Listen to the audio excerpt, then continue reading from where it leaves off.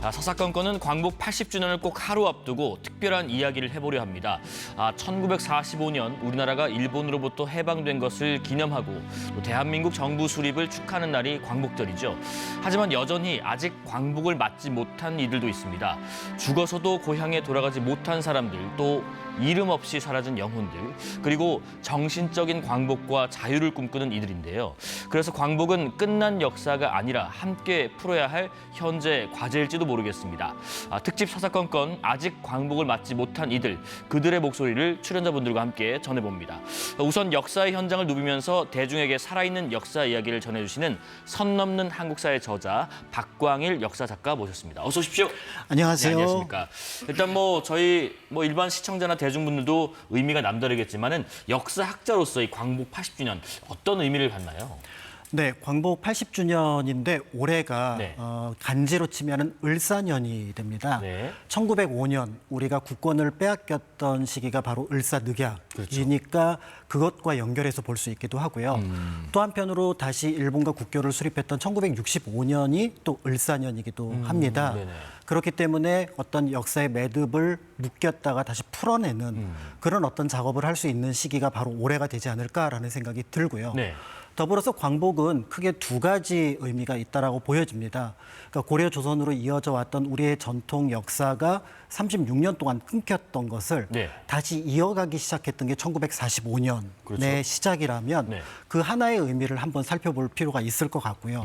그런 면에서 친일 잔재에 청산하지 못했던 부분들, 안타까운 어떤 역사에 대한 부분들을 논의할 수 있을 것 같습니다. 그렇지만 이런 부정적인 요소뿐만 아니라 또 하나 중요한 것이 네. 일제강점기의 독립운동 과정에서 우리는 새로운 지향점, 즉 민주공화정 체제의 국가 건설이라고 하는 지향점을 가지고 있었고 네. 그것이 광복 직후에 1948년에 또 정부 수립으로 나타나기도 했습니다. 이 두 개의 지향점이 제대로 시행되고 있는가. 그러니까 광복 80년은 새로운 시작의 두 가지, 하나는 단절된 것들을 이어가는 새로운 시작을 살펴보는 이 두 가지를 같이 살펴볼 때 비로소 의미가 있지 않을까라는 네. 생각을 합니다. 그러니까 우리가 광복을 했다가 아니라 광복을 해서 이제 앞으로 더 어떻게 뭘 해나갈지에 대한 부분도 한번 살펴보는 시간이 될 것 같습니다. 내일 광복절에는 또 전국의 태극기 물결이 될 것 같은데 요즘에 특히 우리나라 역사를 담은 여러 태극기가 지금 주목을 받고 있더라고요. 지금 화면 나오는 것처럼 현존하는 가장 오래된 태극기로 알려진 대니 태극기하고 그리고 옆에 있는 일장기에 그린 진관사 태극기가 많이 보도되던데 이 태극기들 간략하게 좀 설명해 주실까요? 네, 두 태극기 모두 굉장히 감동적인 태극기라고 볼 수가 있는데요. 네. 미국인 데니 같은 경우는 1886년부터 1890년까지 우리나라 외교 고문으로 왔던 미국인 인물입니다. 그렇죠. 그런데 그때 가장 큰 논쟁 중에 하나가 당시 청나라가 뜻밖의 조선에 대해서 속박론을 운운하고 있었습니다. 그러니까 자주적이고 독립적이지 못하고 청나라의 영향을 받아야 된다라는 주장을 했었는데 데니는 그렇지 않다. 조선은 자주국이고 독립적인 나라이다라는 것들을 주장했던 그런 인물인데 예. 그 데니가 미국으로 돌아갈 때 고종이 선물로 주었던 것이 바로 저 태극기입니다. 더불어서 태극기가 1882년, 83년경에 만들어졌을 걸로 추정되는데 네. 데니가 태극기를 받았던 그 시기가 거의 최초의 태극기를 만들었던 시기라는 점에서 이제 우리나라에 현존하는 또 우리가 박물관에 가지고 있는 태극기라는 점에서 큰 의미가 있다라고 볼 수 있을 것 같고요. 네. 진관사 태극기는 최근에 이제 국회의장의 배지를 통해서 그렇죠. 많이 알려졌을 것으로 보여집니다. 귀퉁이가 이렇게 빠져나가 있어서 잘못된 거 아닌가 했는데 그게 아니라 지금 보이시는 저 태극기의 모양을 형상화한 배지였습니다. 그렇습니다. 그래서 이제 저 태극기가 처음 발견됐던 거는 진관사 안에서 칠성각이라고 하는 곳에 보따리로 발견이 됐었고 그 안에 독립과 관련된 예를 들어 대한민국 임시정부의 기관지였던 독립신문이라든지 자유신정보라든지 이런 어떤 문서들이 발견이 됐었는데 사실은 이 문서들만 하더라도 굉장히 큰 역사적인 의미가 있습니다. 네. 그런데 마지막에 딱 펼쳤는데 그 보따리가 바로 태극기였고 무엇보다 이제 흥미로웠던 부분은 그 태극기의 음에 해당하는 우리가 파란색으로 칠하는 부분은 좀 울퉁불퉁한 데 비해서 붉은색은 그 경계가 뚜렷했다라는 거죠. 그래서 다시 한번 살펴보았더니 일장기 위에 태극기를 그렸고 네. 이게 절에서 발견되었다면 이 정도의 태극기를 그릴 천이 없거나 그렇지는 않았을 텐데 그럼 여기에 의도적으로 그렸을 거다. 즉 일제감정기를 넘어서서 우리의 독립을 지향하는 가치를 여기에 담았다라고 볼 수 있을 것 같고요. 예. 연구를 통해서 1919년부터 20년 시기에 진관사를 중심으로 활동했던 백초월 스님이 이 태극기를 작성했을 것으로 보고 있습니다. 네네. 그런 면에서 한때 우리를 어떻게 보면은 태극기가 일제강점기에 사라졌던 것들을 백초월 스님처럼 숨겨놓은 태극기가 있었고, 무엇보다도 3.1운동 이후에 많은 사람들은 겉으로 드러내지는 못했으나 태극기를 가슴 한켠에 한 장씩은 가지고 있었을 것을 이 진관사 태극기를 통해서 상상해 볼 수 있습니다. 이렇게 태극기에 대해서 굉장히 중요한 의미가 있는 두 가지를 저희가 소개해드렸는데, 요즘에 그 K-팝 데몬 헌터스라는 넷플릭스 애니메이션이 세계 각국에서 뭐 1위를 휩쓸면서 이 태극기에 관한 관심이 엄청나더라고요. 예를 들면은 뭐 국립중앙박물관에는 외국인들이 줄을 서서 태극기 스티커, 태극기 펜, 뭐 키링, 조명에 태극기를 든 반가 사유상까지 이게 품절 대란이 있다고 해요. 그 정도로 요즘에는 K 콘텐츠 비롯해서 K가 어떤 브랜드화가 되고 있는데, 우리가 기억해야 할 또 다른 태극기가 있을까 하는 부분도 궁금합니다. 네, 그 태극기가 가지고 있는 최초의 태극기는 사실은 1883년에 이제 박영효가 만들었다고 알려져 있지만 네. 더 오래된 태극기가 최근에 발견됐습니다. 물론 이제 태극기 자체가 아니라 디자인으로서 나온 게 1882년 조미수 통상조약 당시에 미국 측 대표였던 슈펠트의 메모에서 발견이 됐었습니다. 예, 예. 그래서 가장 오래된 태극기 이미지라고 볼 수가 있는데요. 이걸 통해서 한국은 주변의 여러 나라들과 이제는 수직적인, 높고 낮음이 아니라 수평적인 관계 속에서 외교를 펼치겠다라는 것들을 보여주었다고 볼 수 있고요. 이 뜻은 한편으로 이제 김구 선생님, 네. 문화의 힘에 대한 얘기들을 같이 생각하게 할 수가 있습니다. 그래서 김구 선생님이 오직 한없이 가지고 싶은 것은 문화의 힘이다라고 얘기를 했는데, 여기에 그 다음 붙는 말이 훨씬 더 중요한데요. 네. 이 문화의 힘은 우리 자신을 행복되게 하고 나아가서 남에게 행복을 준다.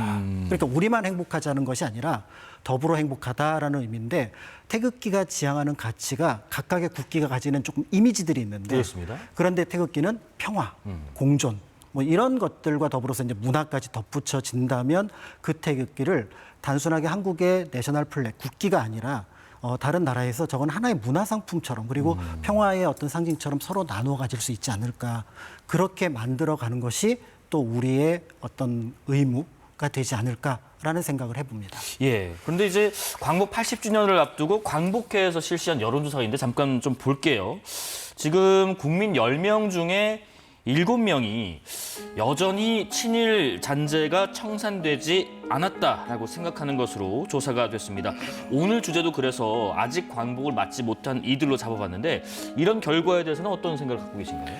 네, 아마 이제 시민분들이 이런 생각을 하시게 된 배경에는 일단 독립운동가들에 대한 예우, 그다음에 독립운동가들에 대한 발굴, 이런 것들이 철저하지 못했다라는 것들에 아마 관심을 가질 것 같습니다. 네. 그래서 독립운동가의 예우라고 하는 부분들은 한편으로는 명예에 대한 부분도 있겠으나 또 한편으로는 그런 분을 내가 조상으로 모셨다면 나에게도 그런 명예가 또 어떻게 때에 따라서는 국가가 좀 이렇게 지원을 해줘야 될 텐데, 예. 그런 부분들이 상당 부분 미흡했고 오히려 반대로 친일파의 자손이라고 하는 사람들은 찾아보니 여러 곳에서 부자로서 또는 어떻게 보면 사회적 저명 인사로서 활동하고 있는 모습을 본다면, 그렇다면 우리는 과연 광복이 된 거냐, 그렇죠. 우리는 독립이 된 거냐라는 반문을 하게 될 것 같고요. 그런 면에서 여전히 광복이 80주년을 맞이했음에도 불구하고 네.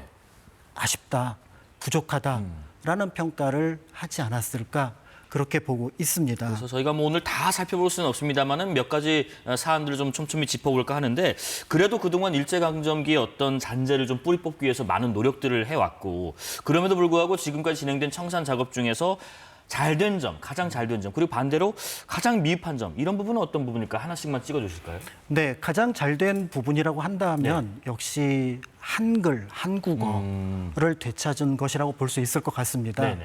광복 직후에 한글로 된 교과서를 만들어서 학생들을 교육을 했고요. 그다음에 일본이 만들어 놓은 옛 지명들을, 물론 아직까지도 일부 남아 있습니다만 그거를 우리 역사와 또 한글 이름으로 바꾸는 작업을 해왔고, 무엇보다도 지금 한국 사람들은 한글을 자랑스러워하고 한국어를 쓰는 것들이 너무나 당연한 그런 모습이 됐는데, 이게 45년, 46년, 47년, 한 2, 3년 사이에 금방 이루어졌습니다. 네. 그렇기 때문에 쉽게 빼앗을 수 없는 것을 빼앗지 말라라는 교훈도 될 것 같고 더불어서 일제청산에 조금 가깝게 간 사례라고 볼 수 있을 것 같고요. 예. 미흡하다면 네. 아마 가장 큰 부분은 일본의 태도일 것 같습니다. 일본의 태도. 네, 그래서 한일 기본조약 이후로 예. 일본에 대해서 우리가 징용 문제라든지 소위 이른바 이제 성노예제 피해자라고 하는 위안부 문제라든지 이런 부분들에 대해서 얘기를 했을 때 일시적으로 정치적 제스처를 취했을 뿐 어떤 진실한 그러니까 마음으로부터 그리고 후속 조치가 이루어진 배상은 거의 이루어지지 않았다고 볼 수 있을 것 같고요. 네.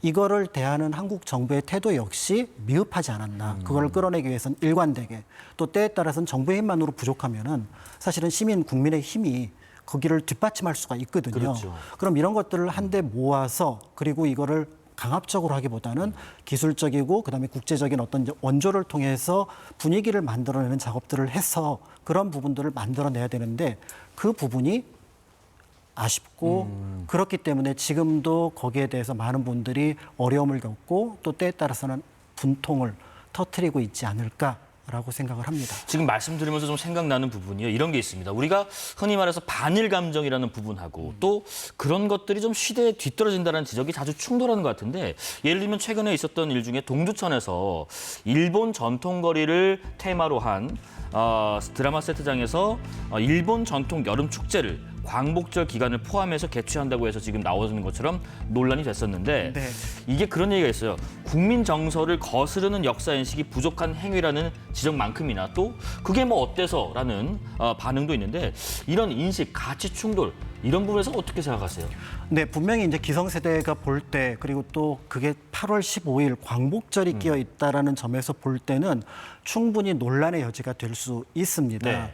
그런데 한편으로 좀 고민해야 될 부분들은 우리가 이제 광복을 맞이해서 어떤 것에 조금 더 중점을 둬야 되느냐라는 거죠. 그러니까 일본의 침략과 그다음에 식민지 지배, 그다음에 비인도적인, 비인권적인 행동들에 대해서 비판을 하는 것이 옳고 일본이란 나라 자체를 또 멀리할 건가라는 거는 조금 더 생각해야 될 문제이기도 하죠. 그렇습니다. 광복절 시즌만 되면 우리가 뭐 일본 물건을 산다든지 일본에 간다든지 일본에 무언가를 향유하는 것 자체가 저래도 돼? 이런 인식이 없지 않은 것도 사실이에요. 그렇습니다. 그렇기 때문에 한국의 독립운동 또 광복의 의미에 대해서 많은 사람들이 특히 많은 외국인들이 공감을 했던 이유는 한국의 독립이 일본에 대해서 대항한다는 의미도 있겠으나 본질적인 의미는 이것이 평화를 지향하고 인권을 보호하는 어떤 중요한 운동이라는 점에서 지원을 했거든요. 그렇기 때문에 일본 내에서도 한국의 독립과 또 때에 따라서는 독립운동을 지원했던 사람들이 있습니다. 네. 대표적인 인물이 이제 박열 선생의 부인이었던 가네코 후미코 같은 인물, 그 다음에 또 한국의 독립운동가를 변호했던 후세 다스지라고 하는 변호사가 있습니다. 네네. 그 외에도 지금 현재 한국과 관련해서 많은 외교적인 문제, 특히 이제 징용 문제와 관련해서 연구를 할 때 현지 시민단체의 도움이 굉장히 큰 편입니다. 그러면 이런 분들을 테마로 해서 또 이런 분들을 초대를 해서 그 공간에서 광복절을 맞이했다면 예, 예. 조금 더 세련된 방식의 어떤 축제가 될 수 있을 것 같고 더불어서 광복과 그다음에 일본에 대해서 생각하는 방식을 조금 더 입체화시키고 또 세분해서 나눠볼 수 있는 시간을 만들어줄 수 있지 않을까 하는 아쉬움은 살짝 남습니다. 말씀하신 것처럼 그런 부분들이 좀 아이디어가 도입이 됐다면 반대로 좀 긍정적인 화제가 됐을 것 같기도 합니다. 특히 요즘 세대는 한일 문화 교류가 좀 활발한 시기에 태어났고 또 시대를 즐기는 친구들인데 강연을 좀 다니시다 보면은 네. 광복이나 뭐 일본을 바라보는 시각이나 이런 데 있어서 세대별 차이가 좀 많이 느껴지시나요? 네, 많이 느껴집니다. 네. 일단 그 이전 세대 같은 경우는 일본에 대해서 감정이 복잡해요. 그러니까 저 일본이란 나라가 한때 우리보다 잘 살았고 그렇지만 또 우리를 침략했고 이런 어떤 감정들과 그리고 또 이성적으로 그래도 받아들여야지 하는 그런 감정을 가지고 있습니다. 예. 그런데 요즘의 젊은 세대는 일단 일본에 대해서 뭔가 자신들이 그 밑에 있거나 아니면 떨어진다는 생각을 하지 않습니다. 동등하다고 생각을 하거나 때에 따라서는 어떻게 보면 그냥 편하게 이웃 나라 중에 한 나라로 보고 있다라는 거죠. 그렇기 때문에 일본으로 여행을 가거나 일본 문화를 즐기는 것에 대해서는 기성세대보다는 조금 자유로운 편이긴 합니다.